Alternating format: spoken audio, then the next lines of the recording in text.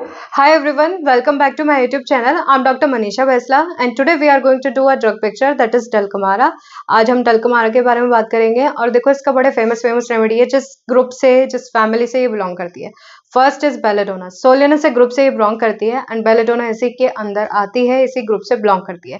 And I think first year से ही हम लोग बेलेडोना के बारे में काफी जानते हैं because it is one of the remedy जो कॉमनली फ्रिक्वेंटली यूज की जाती है in OPD, whether it's use in case of tonsillitis है, कोराइजा है, कफ है, थ्रोट कंप्लेन है या फिर हेडेक है या बीपी है, हाइपरटेंशन है, इन सब चीजों के लिए यूज की जाती है. So another remedy from this group, Solanaceae group, are tabacum, hyoscyamus, stramonium, right. Then capsicum भी होता है इसमें एंड डुबियोसिनम. ये सारी रेमेडीज बड़ी इंपॉर्टेंट है. एंड ऑफ कोर्स सोलेनोसे की बात करें तो एक सोलेनम ग्रुप भी आता है पूरा हमारा. सोलेनोसे फैमिली हम बोलते हैं potato belong to this family, right. So other remedies जो बोरिक में मेंशन है, नॉट इन एलेंस, तो I will talk about tomato भी इसी ग्रुप से बिलोंग करता है. And the remedies Lycopersicum, Solanum Lycopersicum और लाइकोपर्सिकम एस्क्युलिनेटम. सो पूरा नाम ये है इसका. And it is one of the remedy for pain after influenza के लिए दिया जाता है. But I am just telling you about the Solanaceae family. So ये सब introduction is all about Solanaceae family. Now I am going to talk about dulcamara in detail. So I will start with the basic thing that is common name. Common name इसका क्या है? Bittersweet. Belong to the family Solanaceae, बात कर लिया है. Preparation इसकी होती है क्लास 1 में. एंड या तो you can use whole plant और आइदर स्टेम एंड लीव्स इसका गैदर किया जाता है before flowering, right.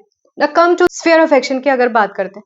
So first I will talk about constitution and thermal reaction. इसका चिली है. Thermal reaction is chilly and it belong to the group of psorosycotic. दोनों है, ठीक है, क्योंकि कहीं ना कहीं कैटरल इन्फ्लेमेशन कॉज करता है ये, right. So adapted to the person who can take cold easily and especially when the weather changes. So ऐसे लोग जो बहुत जल्दी, जैसे मौसम में थोड़ा सा चेंज हुआ है, लाइक हमारा ये hot days and cold night वाले जो टाइम होता है, जैसे कि आपका मार्च अप्रैल वाला सीजन है या फिर जब toward the end of summers हुआ, लाइक अक्टूबर नवंबर वाला टाइम है. सो इन दिनों पे जब ज्यादा कोराइजा, कफ, ये वाली कंप्लेन आने शुरू हो या और कोई कंप्लेन भी हो सकता है, उस केसेस के लिए बहुत अच्छी रेमेडी है. वेदर चेंज के वजह से कोई अगर उसको दिक्कत आ रही है, then dulcamara is one of the remedy जो हम अपने दिमाग में रख सकते हैं, right. Now I will talk about people जिनको ये सूट करेगा. So the people who are working in Mother Dairy, ठीक है, फार्म्स में करते हैं, या who are having a lot of exposure to the cold water और डैम्पनेस में, मतलब जिसका काम डैम्पनेस वाले एरिया में ज्यादा होता है, राइट, या हाइड्रोजनॉइड कॉन्स्टिट्यूशन के लिए होता है, जैसे for example natrum sulph. Natrum sulph is the remedy use for the hydrogenoid constitution, right. मतलब कि the one who is working in cellars, damp areas में काम कर रहे हैं, मदर डेयरी वाला एरिया हुआ, इन सब चीजों में, राइट, जो जिनका पूरा टाइम या उनके हाथ जो है ऑलमोस्ट पानी में भीगने वाले काम से हो रहे हैं, राइट, उसकी हम बात कर रहे हैं. अदर रेमेडीज की मैं बात करूं तो नेट्रम सेल्फ है, मैगफॉस है, aranea diadema which is a spider remedy, उसमें भी हाइड्रोजनॉइड कॉन्स्टिट्यूशन की बात की गई है. तो जो हाइड्रोजनॉइड कॉन्स्टिट्यूशन है हमारा, बट हम जब पर्टिकुलर बात करते हैं ना, थ्राइविंग नियर द सी और ऐसे वाली बातें हो रही हैं, तो हम ये सोच सकते हैं. तो dulcamara is one of the remedy. Sphere of action की अगर मैं बात करूं तो देखो इससे क्या है, स्किन, नर्वस सिस्टम और हमारा म्यूकस मेम्ब्रेन जितना भी है, तो कैटरल कंडीशन जो प्रोड्यूस होते हैं, स्फीयर ऑफ एक्शन इसका वहां पे काम करता है, right. So skin, mucous membrane, catarrhal affections हो सकता है कोई भी, ठीक है, आईज का कंप्लेन हो सकता है, नोज का कंप्लेन हो सकती है, और कोई भी जहां पे सीरस इफ्यूजन, ये सारी condition, hydrothorax. But after exposure to the cold wind और कोल्ड डैम्प एरिया में एक्सपोजर की वजह से अगर ऐसा कुछ कंप्लेन आ रहा है, then you can think of, even rainy season की वजह से अगर कोई दिक्कत हो रहा है, then you can think of this remedy. Another thing is कि increased secretion of mucous membrane. So example अगर हम बात करते हैं, कोराइजा में क्या होता है, जो एक्सपेक्टोरेशन है, ये सब ये क्या है, ये हमारा सिक्रीशन ही तो इंक्रीज हो रहा है, ठीक है, एक डिफेंडिंग वे भी होता है ये हमारा. सो उन केसेस में जहां पे increase secretion of mucous membrane है विद सप्रेस्ड स्वेट, पर्सपिरेशन कम हो गया, राइट, सप्रेस्ड स्वेट है but increase in secretion of mucous membrane. When I am talking about कि increase secretion of mucous membrane की हम बात कर रहे हैं, सो एक कंडीशन हमारा ड्रॉप्सी का भी आता है. ड्रॉप्सिकल इफ्यूजन के लिए दी जा सकती है रेमेडी, बट उसके कॉजेज क्या क्या हो सकते हैं कि कोई स्किन कंप्लेंट था, उसका सप्रेशन की वजह से हो सकता है, सप्रेस स्किन इरप्शन की वजह से ड्रॉप्सी हो गया उसको, आगे प्रॉब्लम सप्रेस स्वेट की वजह से, ठीक है, सप्रेस्ड पसीना जो है पूरा प्रॉपरली नहीं निकला है आफ्टर सप्रेस स्वेट और either exposure to cold, wind या वेदर, उसकी बाद से उसको ये कंप्लेन आया ड्रॉप्सी वगैरह. और जो इस रेमेडी का जीआईटी पे एक्शन है उसका भी एक कॉज मैं यही बोलूंगी कि कोल्ड डैम वेदर की वजह से, मतलब एक्सपोजर होने की वजह से। बोलते हैं ना बड़े बूढ़े जो हमारे बोलते हैं, क्या बोलते हैं कि जो ठंड लगती है ना तो एक तो पैरों से लगती है तो उसकी वजह से होता है। मैंने अनदर रेमेडीज उसकी वजह से, अगर पेट दर्द हो जाए तो रेमेडी थी एलियम सिपा, मैंने बात करा है इसका, राइट। एंड अगर मैं बात कर रही हूँ उसकी वजह से आपको डायरिया ये सब चीजें हो रही हैं, एक्सपोजर टू द कोल्ड, और इसकी वजह से अगर आपको डायरिया, वॉमिटिंग ये सब चीजें हो रही हैं, then you can think of dulcamara also. But always go for the symptom similarity, right. Cause पता होना चाहिए, मोडालिटीज मैच करना चाहिए, सेंसेशन मैच करना चाहिए, एंड एक्यूट है तो एक्यूट के तरीके से देखना है, क्रॉनिक है तो क्रॉनिक प्रॉपर केस टेकिंग के तरीके से करके करना है हम लोगों को, ठीक है। So many things depend on, सिर्फ एक कंप्लेन की वजह से मैं नहीं बोल सकता डलकमारा दे दो, but you have to think the whole picture, सारा पिक्चर आपके माइंड में होना चाहिए, and then you can prescribe this remedy. Skin की बात करते हैं, स्किन पे क्या है इसका, स्पेशली अर्टिकेरियल कंडीशन के लिए दिया जाता है, या फिर मेंसेस से पहले अगर किसी को इरप्शंस आते हैं ओवर द बॉडी तो आप सोच सकते हो। एंड दूसरा है वार्ड्स के लिए भी दी जाती है रेमेडी, पेडिंक्युलेटेड वार्ड्स के लिए दिया जाता है। एंड स्पेशली इसका प्लेस कहाँ पे बताया, डॉर्सम ऑफ हैंड्स पे अगर आपका वार्ड है तो आप सोच सकते हो dulcamara, but the whole picture should match. कभी भी हमारा जो तरीका होता है वो होल पिक्चर का होता है, it's not about single symptom. So whole picture match करना चाहिए, and then you can think of this. अगर बात करें मेंटल पिक्चर का, सो ये जो पर्सन होता है उसका क्या होता है, स्टेट ऑफ माइंड जो होती है वो थोड़ी कंफ्यूज्ड वाली स्टेट ऑफ माइंड है, एंड प्रॉपरली एक जो राइट वर्ड्स है उसको नहीं बुलाता, चीजें जो है उनका गलत तरीके से नाम लेता है, ठीक है। राइट वर्ड, प्रॉपर वर्ड वो नहीं देता है इसके लिए, right word actually. Proper word की बात करें अगर मैं एलन से कंपेयर करती हूँ तो पोडोफाइलम आएगा जिसमें प्रॉपर वर्ड यूज नहीं किया जाता है, डलकमारा इज राइट वर्ड। सो ये सेंटेंस में आप थोड़ा डिफरेंस देख सकते हैं, बट मीन वही करता है कि you are taking wrong names, मतलब ऑब्जेक्ट्स का आप गलत नाम ले रहे हो, राइट। उसकी बात करें सो एक कंफ्यूज्ड स्टेट है, एक सैडनेस है, डिप्रेशन है in these kind of patient, right. आप तब वहां पे सोच सकते हैं। It is used in case of meningitis, ठीक है। मेनिंजाइटिस के केसेस में यूज किया जाता है। तो क्या होता है मेनिंजाइटिस में, मोस्टली हेड हमारा अफेक्ट होगा तो हेडेक वगैरह का प्रॉब्लम होगा उसके साथ में हमारा। एंड ऑब्वियसली मेनिंजाइटिस के अपने साइंस एंड सिम्टम्स होते हैं, कर्निक साइन, ये सब हमको ब्रूडजिन्स के साइन, ये सब हमको चेक करना पड़ता है, ठीक है। बट मेनिंजाइटिस के केसेस में किया जाता है where, and even in case of headache where the headache is relieved by conversation. So आप एक बात बताओ, it is a very uncommon symptom, because normally अगर आपको हेडेक है तो you would like to be कि मेरे को अकेला छोड़ दो, I want to be in peace और मुझे बात नहीं करना है। बट यहाँ जो है हेडेक रिलीव्ड बाय कन्वर्सेशन, सो बातें करने से उसका हेडेक बेटर होता है। सो ये आप ध्यान रखेंगे अबाउट डलकमारा। और स्कैल्प में क्रस्टालेक्टिया एक कंडीशन होता है हमारा, उसके लिए यूज किया जाता है, ठीक है। जहाँ पे जो स्कैल्प पे क्रस्ट है वो कैसा हो जाता है, ब्राउन जैसा है, मतलब क्रस्ट जम जाता है and is not easily removed, और अगर रिमूव करेंगे देन इट ब्लीड, अगर स्क्रैच करेंगे तो ब्लीड भी करता है। सो क्रस्टालेक्टिया के कंडीशन के लिए भी ये यूज की जाती है। सो जब भी इसको एक्सपोजर होगा टू कोल्ड एंड वेदर, उसकी वजह से अगर इसको आई सिम्टम्स आ रहे हैं या तो hay fever, that is allergic rhinitis वाला अगर कोई सिम्टम हो रहा था आंखों से, इसका एक बड़ा फेमस सी लाइन है वो हमें याद रखने की, जब भी उसको ठंड लगती है ना तो बच्चा बोलेगा इसकी आंखों में बैठती है। आंखों में कैसे, मतलब एवरीथिंग सेटल्स, जो कोल्ड है वो सेटल अप होता है इन द आईज, मतलब आई का कंप्लेन उसका शुरू हो जाएगा, आइदर लेक्रिमेशन होगी, ठीक है, आंखों से पानी आना शुरू हो जाएगा, या फिर डिपोजिशन शुरू हो सकती है इसमें, ठीक है। डिपोजिशन ऑफ येलोइश मैटर का डिपोजिशन हो सकता है, ठीक, thick yellow discharge from the eyes, right, and every time the person take a cold and it settle in the eyes। अगर ये वाला पर्टिकुलर चीज हमें मिल रहा है कि जब भी उसको ठंड लगती है हमेशा इसका आईज तो अफेक्ट होते हैं, आप वहां पे ये रेमेडी सोच सकते हैं। एंड थिक डिस्चार्ज अगर आ रहा है आई से, फ्लुएंट थिक डिस्चार्ज आ रहा है, you can think of an aggravation is from open air, बाहर निकलेगा उसका सिम्टम्स और कंप्लेंट्स जो है वो सब बढ़ जाता है। आई का सिम्टम यही है हमारा, ये ध्यान रखेंगे, याद रखेंगे इसको। अबाउट अगर ठंड लगता है तो देखो कभी कभी क्या होता है, जो हमें कोल्ड कफ होता है वो कहाँ तक जाता है, कान तक भी जाता है, उसका पेन हमारा कान तक भी जाता है। तो ये बोलते हैं ना कि ठंड लगा है तो उसकी वजह से कान बंद भी हो सकता है, दर्द भी हो सकता है। So you have to remember, आप को रिलेट करके इसको याद रख सकते हैं, eye symptom, nose symptom and हमारा ईयर सिम्टम सब को रिलेटेड है। सो ओटैल्जिया हो सकता है विद ये आई सिम्टम्स, नोज के साथ भी हो सकता है, कान का दर्द भी हो सकता है उसको। And it is also use in case of mumps, parotids के केसेस में भी यूज किया जाता है ये। सो अगर ऐसा स्वेलिंग भी आ रहा है उसको, पैरोटिड ग्लैंड का, मम्प्स का स्वेलिंग आ रहा है इसका, then you can think of this remedy. Otalgia, कान में दर्द है, बजिंग जैसा, मतलब कुछ है ऐसा फंसा हुआ है, ठीक है, स्टिचिंग, चुभने वाले कुछ पेन हो रहा है, वैसे वाले पेन के लिए आप सोच सकते हैं। नोज की बात करूँ तो जैसे पेशेंट आ रहा है आपके पास के बारिश हुआ उसके बाद से मेरी नाक बंद हो गई, तो stuff up nose after cold weather या कोल्ड रेन, अगर ये वाली कंप्लेन आप सोच सकते हैं, डलकमारा आप सोच सकते हो। नोज कैसा है, ड्राई है, स्टफ्ड अप है, पूरा स्टॉपेज ऑफ नोज हो रहा है, बिल्कुल बंद है नाक उसका, ठीक है। बट कोई भी कॉज हो सकता है, कोल्ड रेन, रेन के एक्सपोजर के बाद भी हो सकता है, डैम वेदर की वजह से भी होता है, और चेंज ऑफ वेदर की वजह से भी हो सकता है, यानी कि hot days and cold night की वजह से भी हो सकता है उसको। It is one of the remedy given in case of coryza in new born, ठीक है। जो बच्चा अभी पैदा हुआ है, न्यू बॉर्न्स की हम जब बात कर रहे हैं, तो अगर उसमें कोराइजा है, उसमें आप सोच सकते हैं ये रेमेडी। एंड प्लस अगर आपको इसको रेमेडी को सोचना है तो यू कैन मतलब profuse water discharge from the nose. देखो नोज का भी प्रेजेंटेशन का अलग अलग तरीका होता है। फॉर एग्जाम्पल हे फीवर का, एलर्जिक राइनाइटिस का भी सिम्टम्स के लिए आप दिल का मारा सोच सकते हैं। And after aggravation from cold weather, मतलब एक पर्टिकुलर मोडालिटी आपको याद रखनी है कि क्या क्या है, राइट। उसके बाद सिम्टम कुछ भी हो सकता है। प्रोफ्यूज डिस्चार्ज की बात कर रहे हैं, नॉर्मल कोल्ड कफ कोराइजा सोच सकते हैं, एंड एलर्जिक राइनाइटिस का सिम्टम भी सोच सकते हैं हम लोग। So it depend on the condition के पेशेंट का एलिमेंट या इटियोलॉजी कहाँ से शुरू हुआ है, तब आप रेमेडी प्रिस्क्राइब करेंगे उसके अकॉर्डिंग, या उसका सिम्टम का मोडालिटीज कितना मैच कर रहा है। एंड इन केसेस में क्या मिलेगा कि जो पेशेंट है, नोज का जो कंप्लेंट बताया उसके साथ में patient want to keep the nose cover, specially अगर वहां पे हवा लगता है, उसका एग्रीवेशन होता है, जैसे कि मैंने बोला आई के सिम्टम में भी एग्रीवेशन फ्रॉम ओपन है। सो अगर उसका नोज एक्सपोज होता है देन एग्रीवेशन होती है उसको, इसीलिए the patient want to keep the nose warm, right. उसी की वजह से वो उसको कवर करके रखेगा। अदर रेमेडी इसके लिए हम सोच सकते हैं, रोमेक्स भी एक वन ऑफ द रेमेडी है। हेपार सेल्फ का आप सोच सकते हो कि वो पूरा हेड कवर करके रखता है, उसको हल्का सा भी exposure to the cold air और ओपन एयर से नहीं चाहिए।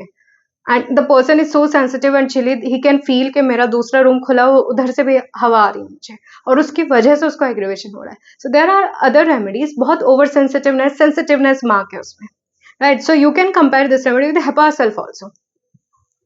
सो now I am going to talk about GIT complaints. जैसे कि डायरिया की बात करी थी, एक्सपोजर है फ्रॉम कोल्ड एयर से की वजह से हो सकता है, डैम्प रेनी वेदर की वजह से हो सकता है, राइट। सो स्टमक में basically you have to remember one thing कि इतना सब कुछ है, the person is chilly but there is thirst for cold drink, ठंडे पानी का ही उसको प्यास होगा, ये हम याद रखेंगे पर्टिकुलर इसका, thirst for cold drink.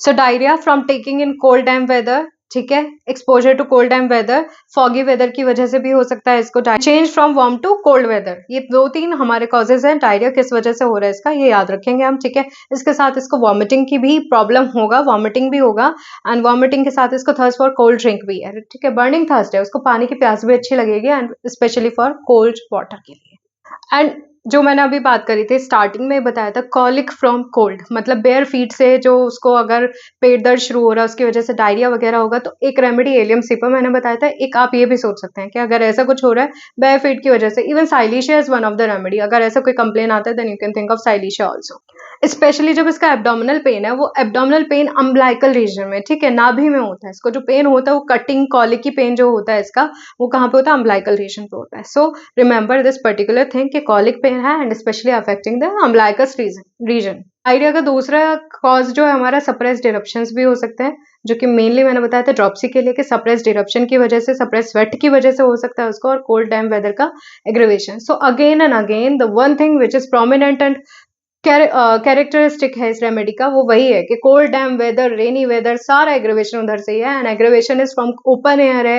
And better की अगर मैं बात करूँ, एक मोडालिटी जनरली आप याद रखेंगे कि बेटर बाय मूविंग अबाउट, थोड़ा वार्म से अच्छा लगता है, मूविंग अबाउट, चलते रहना पड़ेगा तो ही अच्छा लगता है उसको, राइट। ये कॉमन चीजें जो हमें इस ड्रग के बारे में याद रखनी है, या you can think of it is a keynote of this remedy. So next बात करते हैं फीमेल पे भी ये एक अच्छा एक्शन देती है, एंड स्पेशली अगर मैं बात करूं मेंसेस का, मेंसेस देखो सप्रेस्ड भी हो सकता है बिकॉज ऑफ कोल्ड की वजह से, डैम्पनेस की वजह से अगर सप्रेशन ऑफ मेंसेस होता है then you can think of this remedy. And specially अगर उसमें आपको एक हिस्ट्री भी मिल जाए कि बिफोर मेंसेस जो होता है उसको क्या होता है, इस इरप्शंस आने शुरू हो जाता है over the skin. So before menses इसको इरप्शन आना शुरू हो जाता है, तो somehow person also know कि अभी मेंसेस का टाइम आ गया है बिकॉज मेरे को स्किन इरप्शन आने शुरू हो गए, तो ऐसा भी होता है। So dulcamara one of the remedy you can think of the rash before menses की अगर मैं बात करूँ तो conium and dulcamara, and if after menses की बात करें then the remedy belladonna and graphites. So ये 2 रेमेडीज कवर अप करता है हमारा। और जब मैं again the culprit is the cold damp weather, ठीक है। सो अगेन बात करते हैं स्किन की, अगर मैं बात करूँ स्किन इज सेंसिटिव स्किन है, या फिर मतलब पर्सन विल से कि मैं बहुत टाइम मैंने ठंड में काम कर लिया एंड आफ्टर दैट मुझे अर्टिकेरिया का कंप्लीट कंडीशन आ रहा है, ठीक है, तब आपको अर्टिकेरिया की कंडीशन अगर मिल रही है you can think of this remedy. And urticaria specially without fever, ठीक है, फीवर नहीं है उसमें, फीवर वाला कोई सिम्टम नहीं है, सिर्फ स्किन इरप्शंस आ रहे हैं आपको, then you can think of this remedy. क्या हो रहा है, अर्टिकेरिया जब आया तो उसके साथ साथ ईचिंग है, एंड ईचिंग करने के बाद बर्निंग वहां पे होगा। ठीक है, so burning sensation after scratching urticaria का पर्टिकुलर इसमें मिलेगा आप। Aggravated by warmth and better in cold, ये थोड़ा सा हमें याद रखना पड़ेगा कि बाकी कंप्लेंट्स में क्या हो रहा है, उसको वार्म चाहिए और कोल्ड से एग्रेवेशन है, बट अर्टिकेरिया के केस में एग्रेवेशन हो रही है इसको वार्म से एंड बेटर बाय कोल्ड, सो ठंडा बर्फ ये सब लगाने से उसको बेटर होगा। Next I will talk about words. Words की जो मैंने बताया था, फ्लैशी वर्ड्स हैं हमारे, ठीक है, तो मस्से वगैरह आना, specially on dorsum of hand. Dorsum of hand पे अगर बात कर रहे हैं, राइट, ये जो मैंने बताया आपको, ठीक है, this is palmar region and this is dorsal region. So dorsum पे अगर आपको मिल रहा है, then you can think of this remedy dulcamara for dorsum. अगर हम और रेमेडी सोचें ऑफ वर्ड्स, तो वो तो नॉर्मल हमारा थोजा है, कॉस्टिकम है, नाइट्रिक एसिड है, विद ब्लीडिंग नाइट्रिक एसिड हो जाता है हमारा, ठीक है। Shabana is one of the remedy जो हम याद रख सकते हैं उसके लिए, वर्ड्स के लिए। सो वर्ड्स इसका कहाँ कहाँ पे मिल सकता है हमको, फेस पे मिल सकता है, बैक ऑफ हैंड पे मिल सकता है, फिंगर्स पे मिल सकता है, 3 जगह, face, hand, back of hand, face, back of hand and fingers पे मिल सकता है। सो स्किन में वर्ड्स के लिए भी यूज की जाती है। अर्टिकेरिया का मैंने बताया आपको, एग्रेवेशन वार्म से है, बेटर बाय कोल्ड है, एंड आफ्टर स्क्रैचिंग कैसा हो रहा है उसको, बर्निंग सेंसेशन होती है। और जब मैंने कफ और कोल्ड की बात करी है कि ये एक्ट करता है हमारा अपर रेस्पिरेटरी ट्रैक्ट पे, लोअर रेस्पिरेटरी ट्रैक्ट पे, तो of course it is used in case of cough, whooping cough के लिए या अस्थमा के केसेस में, जहां पे फ्लैम जो एक्सपेक्टोरेशन है, patient can not expel it easily, उसको जोर लगाना पड़ता है, has to cough for a long time to expectorate the mucus of phlegm, निकालने के लिए उसको बहुत देर एफर्ट करना पड़ता है। अब कफ का कॉज कुछ भी हो सकता है, कोल्ड से एक्सपोजर की वजह से भी उसका हो सकता है कफ, ठीक है, and yellowish in colour, expectoration की हम बात करें तो it is somehow yellowish in colour. एक मतलब दोनों, जब भी हम कोई रेमेडी पढ़ते हैं ना, उसका दोनों पार्ट हमको मिलेगा, या तो ड्राई कफ के लिए भी यूज होता है या फिर हमारा एक्सपेक्टोरेशन के साथ जो हो रहा है। So it is also use in case of loose cough and where, जहाँ पे हमारा expectoration is not easily coming, right, जहाँ पे हमें बहुत ज्यादा एफर्ट लगाने पड़ते हैं। सो दोनों कंडीशन के लिए यूज किया जाता है, एंड एक्सपोजर हो रहा है इसका आफ्टर कोल्ड वेदर की वजह से या चेंज ऑफ वेदर, जो कि सबसे पहले बात कर रहे थे, चेंज ऑफ वेदर की वजह से। And it is one of the remedy use जब हमारे, देखो, जब हमारा सिम्टम्स आना शुरू होता है ना, लाइक एलर्जिक राइनाइटिस की भी अगर मैं बात करूं, सो जब टिकलिंग लगता है ना लायरिंग्स में कि कुछ ऐसा लग रहा है, कुछ है अंदर खिंच रहा है, राइट, टिकलिंग थोड़ा थोड़ा शुरू होने लगता है, इरिटेशन शुरू होती है, then we can think of dulcamara. So ये सारी कंप्लेंट्स के साथ अगर हमारा आपको कफ मिल रहा है, एक्सपेक्टोरेशन मिल रहा है, नॉट इजीली कमिंग और इजीली कमिंग, दोनों भी हो सकता है, ठीक है, एंड टिकलिंग है, एग्रेवेशन है उसका कोल्ड डैम वेदर से, you can think of dulcamara, especially जब सीजन चेंज की बात कर रहे हैं देन। देखो, इसको एक्सट्रीमिटीज की मैं अगर बात करूं, बैक पेन वगैरह की बात करते हैं हम, सो हमने एक कॉमनली चीज सुनी हुई है कि अगर एक ही पोजीशन में रहोगे ऑफकोर्स अकड़न आ जाती है। सो ऐसे केसेस में भी हम सोच सकते हैं कि जहाँ पे the person is in the same position, अगर मैं एग्जांपल दूं, झुक के मैंने कोई काम किया है एंड आफ्टर दैट मेरे को पेन है, मैं ठीक से बैठ नहीं पा रही हूँ, उठ नहीं पा रही हूँ, then I can think of dulcamara, and especially after cold exposure की वजह से हो रहा है तो भी I can think of this remedy. So pain कहीं भी हो सकता है, लोअर बैक में भी हो सकता है उसको, सर्वाइकल रीजन में भी हो सकता है, आफ्टर लीनिंग फॉरवर्ड और stooping for a long time, after stooping for a long time, तो we can think of this remedy. दूसरा हम बात कर लेते हैं रोमैटिक सिम्टम्स की। सो कोई भी जॉइंट पेन हो सकता है उसको, नी जॉइंट का हो सकता है, शोल्डर जॉइंट हो सकता है, रिस्ट जॉइंट, कोई भी जॉइंट का affection, specially after skin eruption suppression के बाद, ठीक है, स्किन सप्रेस्ड इरप्शंस के बाद अगर आ रहा है तो आप ये सोच सकते हैं, लाइक पेशेंट खुद भी हमें हिस्ट्री बता सकता है कि अगर हम हिस्ट्री डिटेल में पूछे तो वो बताएगा कि स्किन का कुछ सप्रेशन हुआ, उसको इरप्शन कोई आया था, उस पर ऑइंटमेंट लगाया, कुछ और उसने ट्रीटमेंट लिया है, आफ्टर दैट उसका जो स्किन कंप्लेन तो ओके है बट उसका जॉइंट कंप्लेन ओके नहीं है, या उसके बाद से जॉइंट कंप्लेन आना शुरू है, then you can think of this remedy. And rheumatism में क्या है इसका, alternate with diarrhoea. So rheumatic complaints ठीक होता है तो डायरिया आ जाता है, डायरिया ठीक होता है तो रोमैटिक कंप्लेंट्स आनी शुरू हो जाती है। ऐसी कंडीशन के लिए भी आप डेल्कामारा सोच सकते हैं। तो जनरली अगर मैं इसको कवर अप करूं तो ऑफ कोर्स फर्स्ट थिंग कि पर्सन और constitution which are affected by change of weather, जरा सा भी चेंज हुआ और उसके बाद एग्रेवेशन शुरू हुआ या उसके बाद उसका कंप्लेंट स्टार्ट हो गई है, ठीक है। यूजुअली कोराइजा, कफ, कोल्ड, रेस्पिरेटरी, अस्थमा के लिए, स्किन इरप्शंस के लिए, GI complaints, and again the culprit is the same thing, ठीक है, मोस्टली एक ही चीज है हमारा, कोल्ड डैम वेदर है हमारा, एक्सपोजर, राइट, ये सारी चीजों को अगर कंप्लेन कवर अप कर रहा है हमारा, then we can think of dulcamara. And Now I will talk about the modality. I have already told you कि cold, damp weather सारा है better by moving about. इसको चलने से आराम लगता है and external application warmth का वो हम याद रखेंगे. Skin का एक exception है वो आप याद रखो उसमें, right? And the complementary is Baraita carb. Baraita carb complementary क्यों है? देखो मैंने क्या बोला इसका action जो है हमारा glands पे भी है. So Baraita carb is one of the remedy which is used in case of glandular enlargement, right? So you can compare both remedies. जो एमिलेशन की बात करी है बेटर फ्रॉम मूविंग अबाउट वो हमारे अदर रेमेडीज भी हैं फेरम मेटेलिकम एंड रस्टॉक्स उसमें भी यही चीज़ है कि थोड़ा थोड़ा चलने पे बेटर लगता है राइट ये हम याद रखेंगे कंपैरिजन के लिए भी याद रखना है नहीं पीजी क्वेश्चंस भी हमारे आते हैं इससे कि ferrum met and rhus tox is the remedies में बेटर होता है by moving about now you have to go and look back ferrum में क्या लिखा है रस्टॉक्स में क्या लिखा है पर्टिकुलर हमें उसका याद रखना how to differentiate all these 3 remedies modalities में कैसे डिफरेंस करेंगे हम इसको right so this is the remedy which is used after the bad effect of mercury ठीक है अगर मरकरी का अब्यूज हुआ है उसके बाद आप ये रेमेडी सोच सकते हो फॉर एनी मतलब स्किन एरप्शंस के लिए वार्ड्स के लिए अगर कभी मरकरी या उसका चीजें हमें दी गई हैं या पेशेंट को मिला है ये सब चीजें then you can think of dulcamara also अगर ऐसे कोई हिस्ट्री आपको मिलती है एक पार्ट कवर करना रह गया that is about the urinary system के बारे में बात नहीं हुई हमारी इसमें जो मैंने आपको बताया था ना ठंड लगती है और उससे मैंने कॉलिक बताया था सेम गोज कि अगर बेयर फीट बच्चा जा रहा है उसके बाद उसको यूरिन का कंप्लेन होना या जब जब भी ठंड होता है उसको तो मस्ट